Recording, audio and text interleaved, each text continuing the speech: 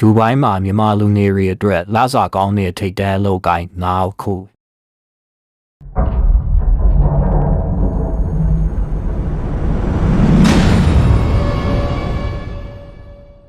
မြန်မာပြည်ကတက်သစ်စလူငယ်များခင်ဗျာ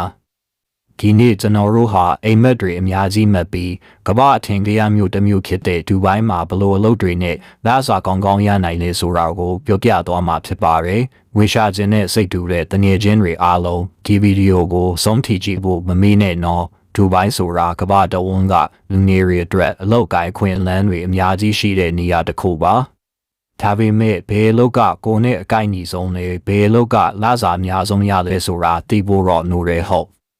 ခဲတာဆိုရင်ဒူဘိုင်းမှာမြန်မာလူငယ်တွေလောက်ကင်လို့ရပြီးလစာလဲတော်တော်လေးကောင်းတဲ့အလုပ်အခုကိုအသေးစိတ်ပြောပြပေးမယ်နံပါတ်9နေရာမှာတော့အဝတ်ကြေပုံမှုဆိုင်ရာဝန်ထမ်းတွေပဲဖြစ်ပါတယ်ဒူဘိုင်းဟာကမ္ဘာလက်ခီးတွေအငဲလိုလာရောက်လဲပတ်တဲ့မြို့တစ်မြို့ဖြစ်တဲ့အတွက်ဟိုတယ်တွေစားတောက်ဆိုင်တွေအများကြီးရှိပါတယ်ဒီနေရာတွေမှာဝန်ထမ်းတွေရဲ့လိုအပ်ချက်ကအနည်းရှိနေတာပေါ့they have for you to be during it simply theဆက်နိုင်နေဆိုရင်ဒီအလုပ်ကတဲ့အတွက်အကောင်းဆုံးရွေးချယ်မှုတစ်ခုဖြစ်နိုင်ပါတယ် receptionist waiter waitress barista စတဲ့ယာရုတွေအတွက်နားစာကလည်းလုပ်တဲ့နဲ့တွေ့ကြုံပေါ်မှုတည်ပြီးတော်တော်လေးကောင်းပါတယ်တချို့နေရာတွေမှာဆိုရင်နေစရာနဲ့အစားအသောက်ကိုပါထောက်ပံ့ပေးတာမျိုးတွေရှိတတ်တယ်နော်နောက်ထပ်စိတ်ဝင်စားဖို့ကောင်းတဲ့အလုပ်တစ်ခုကတော့နံပါတ်4မှာရှိတဲ့နယ်လီအယောင်းဝန်ထမ်းပါပဲဗျဒူဘိုင်းမှာကမ္ဘာအဆင့်မီဈေးဝယ်စင်တာတွေနာမည်ကြီး brand ဆိုင်တွေအများကြီးရှိတာသင်တို့လည်းသိမှာပါဒီလိုနေရာတွေမှာအယောင်းဝန်ထမ်းတွေရဲ့အခန်းကဏ္ဍကအရန်အရေးကြီးပါတယ်အထူးသဖြင့်နာမည်ကြီး brand တွေမှာလောက်ကင်ခွင့်ရမယ်ဆိုရင်လစာအပြင် commission လိုမျိုးအပိုးစုကြီးတွေလည်းရရှိနိုင်ပါတယ် fashion ကိုစိတ်ဝင်စားတဲ့သူတွေစကားပြောကောင်းတဲ့သူတွေအတွက်ဒီအလုပ်ကအရန်ကိုတင့်တော်ပါတယ်နော်နံပါတ်3နေရာကိုရောက်လာပါပြီဒါကတော့ IT နဲ့နီးပညာဆိုင်ရာကျွမ်းကျင်ဝန်ထမ်းတွေပဲဖြစ်ပါတယ်ဒီနေ့ခေတ်မှာနီးပညာကဘယ်နေရာမှာမဆိုအရေးပါတဲ့အခန်းကဏ္ဍမှာရှိနေတာတော့အားလုံးအသိပဲနော်ဒူဘိုင်းမှာလည်းနီးပညာနဲ့ဆက်ဆက်တဲ့အလုပ်ကိုင်ခွင့်လန်းတွေအများကြီးရှိပါတယ် software developer web developer network engineer data analyst စတဲ့ယာရုတွေဟာလစာအများဆုံးရတဲ့အလုပ်တွေထဲမှာပါဝင်ပါတယ်။သင်ဟာ IT နဲ့ပတ်သက်တဲ့ဗဟုသုတတွေရှိပြီးဒီနယ်ပယ်မှာစိတ်ဝင်စားရဆိုရင်သင်အတွက်အနာဂတ်ကောင်းတွေစောင့်ကြိုနေမှသိကြပါတယ်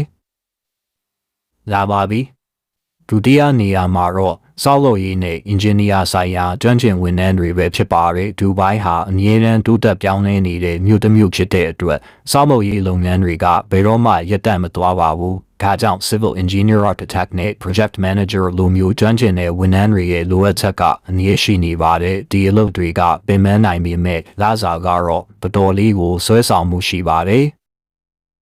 ဟေးအားလုံးစိတ်ဝင်စားဆောင်မျှော်နေတဲ့နံပါတ်1နေရာကိုရောက်ရှိလာပါပြီဒါကတော့ဘန်နာရေးနဲ့ယင်းနှိမ့်မြုံနှံမှုဆိုင်ရာကျွမ်းကျင်ဝန်ထမ်းတွေပဲဖြစ်ပါတယ်ဒူဘိုင်းဟာအရှေ့လေပိုင်းရဲ့ဘန်နာရေးအချက်ချာနေရာတစ်ခုဖြစ်တာနဲ့အညီဒီနယ်ပယ်မှာလောက်ကင်နေတဲ့ကျွမ်းကျင်ဝန်ထမ်းတွေဟာလစာအများဆုံးရရှိသူတွေထဲမှာပါဝင်ပါတယ်